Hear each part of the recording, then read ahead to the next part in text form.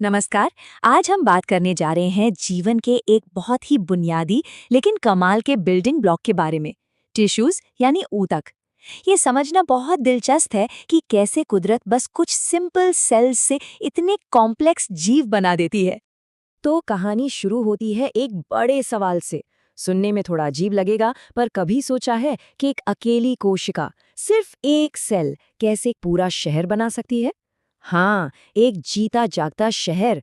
इसका जवाब बिल्कुल एक शहर बनाने की प्रक्रिया जैसा ही है, और आज हम उसी आर्किटेक्चरल ब्लूप्रिंट को समझने वाले हैं। अच्छा, तो चलिए इस पूरी प्रक्रिया को जरा तोड़कर समझते हैं। देखिए, लाइफ का एक हायरार्की होता है। सब कुछ शुरू होता है सेल से। ये हैं हमारी बुनियादी ईंटें। अब जब ये ईंटें एक साथ जुड़ती हैं तो ये बनाती हैं टिश्यूज यानी ऊतक। इनको समझिए शहर की एक्सपर्ट कंस्ट्रक्शन टीम्स। फिर ये टीमें मिलकर बनाती हैं ऑर्गन्स यानी अंग, जो उस शहर की अलग अलग बिल्डिंग्स हैं। और जब ये सारी बिल्डिंग्स एक साथ मिलकर काम करती हैं तो तैयार होता है एक पूरा ऑर्गेनिज्म, एक जीता जागता हलचल भरा शहर। चलिए शुरू करते हैं अपने पहले सेक्शन से और इन बेसिक कॉन्सेप्ट्स की नींव डालते हैं। तो सवाल ये है कि आखिर ये टिश्यू, ये ऊतक है क्या? देखिए, आसान भाषा में कहें तो ये सेल्स का एक ग्रुप है। पर यहाँ एक ट्विस्ट है। ये कोई ऐसा वैसा ग्रुप नहीं है। ये एक परफेक्टली कोऑर्डिनेटेड टीम की तरह काम करता है। मतलब इन सब का स्ट्रक्चर एक जैसा, फंक्शन एक जैसा, और ये सब मिलकर एक खास काम को अंजाम देते हैं। कह सकते हैं कि ये लाइफ की स्पेशलिस्ट टीम्स हैं। अब चलिए अपना पहला बड़ा एग्जाम्पल देखते हैं, प्लांट सिटी। हम पता लगाएंगे कि ये जो स्टेशनरी जीव है जो एक ही जगह रहते हैं, वो खुद को जमीन से ऊपर कैसे खड़ा करते हैं। पौधों के पास पता है कंस्ट्रक्शन के लिए दो मास्टर प्लान होते हैं। बड़ा मजेदार है ये।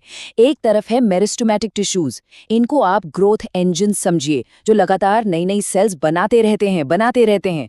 और दूसरी तरफ है परमानेंट टिश्यूज। ये हैं वो स्पेशलिस्ट वर्कर्स जिन्होंने अपना काम संभाल लिया है और अब वो डिवाइड नहीं होते, अपना फिक्स काम करते हैं।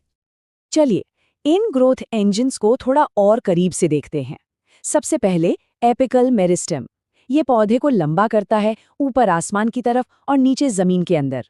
फिर आता है लैटरल मेरिस्टेम। ये तने और जड़ों को मोटा करके उसे चौड़ाई और मजबूती देता है। और तीसरा है इंटरकैलरी मेरिस्टेम, जो पत्तियों के बेस पर होता है और लंबाई बढ़ाने में मदद करता है। तो कुल मिलाकर ये तीनों ये पक्का करते हैं कि पौधा हर डायरेक्शन में बढ़े। अच्छा, एक बात बताइए, कभी सोचा है कि नारियल को फोड़ना इतना मुश्किल क्यों है? इसका जवाब प्लांट्स की दुनिया में इंजीनियरिंग के एक कमाल के नमूने में छुपा है। और ये सब होता है एक खास तरह के टिश्यू की वजह से। तो ये रहा उसका जवाब, स्क्लेरेन्काइमा टिश्यू। इसे आप पौधे का नेचुरल कंक्रीट समझ सकते हैं।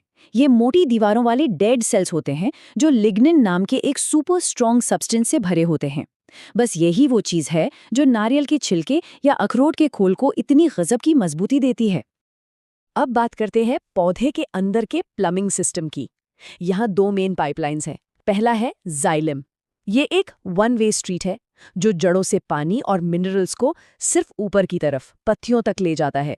दूसरी तरफ है फ्लोएम। ये एक टू वे डिलीवरी सिस्टम है जो पत्तियों में बने खाने को, मतलब शुगर्स को, पौधे के हर हिस्से तक पहुंचाता है जहां भी जरूरत हो, ऊपर भी और नीचे भी। तो पौधों की दुनिया से निकलकर अब चलते हैं एनिमल सिटी की तरफ। यहाँ टिश्यूज के सामने चैलेंजेस बिल्कुल अलग हैं। यहाँ बात मोबिलिटी की है, कम्युनिकेशन की है और बहुत ही कॉम्प्लेक्स इंटरनल सिस्टम्स की है। तो एनिमल सिटी जो है वो 4 मेन कंस्ट्रक्शन टीम्स पर खड़ा है। सबसे पहले एपिथेलियल टिश्यू। ये शहर की बाहरी दीवारें और अंदर का वॉलपेपर है जो प्रोटेक्शन देता है। फिर है कनेक्टिव टिश्यू। ये वो स्कैफोल्डिंग है जो सब कुछ जोड़कर और पकड़कर रखता है। Muscular tissue. ये है शहर के इंजन और क्रेन्स जो मूवमेंट में मदद करते हैं। और आखिर में नर्वस टिश्यू। ये है कम्युनिकेशन नेटवर्क जो हर चीज को कोऑर्डिनेट करता है। एपिथेलियल टिश्यू के बारे में जो सबसे जरूरी बात याद रखनी है वो ये है कि ये एक बैरियर है। इसके सेल्स एक दूसरे से कसकर चिपके होते हैं जो बाहरी दुनिया से शरीर को बचाने के लिए एक प्रोटेक्टिव लेयर बनाते हैं। ये हमारी फर्स्ट लाइन ऑफ डिफेंस है। कनेक्टिव टिश्यू की वर्सेटैलिटी तो बस कमाल की है। मतलब ये कोई एक तरह की टीम नहीं है। ये हड्डी के रूप में एक मजबूत फ्रेम भी हो सकता है, कार्टिलेज के रूप में फ्लेक्सिबल कुशन भी, फैट के रूप में एनर्जी स्टोरेज भी, और ब्लड के रूप में एक लिक्विड डिलीवरी नेटवर्क भी। सोचिए, एक ही टिश्यू और कितने अलग अलग काम। चलिए अब बात करते हैं मूवमेंट की। हमारे पास दो तरह की मसल टीम्स हैं। एक है वॉलेंटरी मसल्स, जैसे हमारे बाइसेप्स, जिन्हें हम अपनी मर्जी से हिला सकते हैं। पर फिर आती हैं इनवॉलेंटरी मसल्स, जैसे हमारा दिल या पेट की दीवारें। ये पर्दे के पीछे चुपचाप बिना थके काम करती रहती हैं, हमें जिंदा रखने के लिए, और हमें पता भी नहीं चलता। तो चलिए अब अपने आखिरी सेक्शन में इन सारी बातों को एक साथ जोड़ते हैं और देखते हैं कि इस कमाल के बायोलॉजिकल ऑर्गेनाइजेशन के पीछे का बड़ा आइडिया क्या है। तो सार ये है, लाइफ इतनी कॉम्प्लेक्स कैसे हो जाती है? जवाब है स्पेशलाइजेशन से।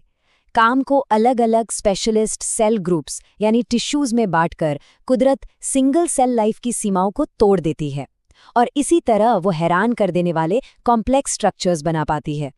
ये लाइन इस पूरी कहानी को बहुत अच्छे से बताती है। ये सिर्फ सेल्स का झुंड नहीं है, ये एक कोऑपरेटिव एफर्ट है, एक टीम वर्क है, जहां हर टिश्यू का अपना एक खास रोल है, और जब ये सभी हिस्से एक साथ मिलकर काम करते हैं तभी एक फंक्शनल ऑर्गेनिज्म बनता है। और बस इसी सोच के साथ आज का ये सफ़र ख़त्म करते हैं। हमने देखा कि कैसे कोलैबोरेशन और स्पेशलाइजेशन से सेल्स कमाल की चीज़ें बना सकते हैं। तो इससे हमें क्या सीख मिलती है? अगर कुदरत इस एक सिद्धांत का इस्तेमाल करके पूरे के पूरे लिविंग सिटीज़ बना सकती है, तो ज़रा सोचिए हम सब मिलकर काम करके क्या कुछ हासिल नहीं कर सकते।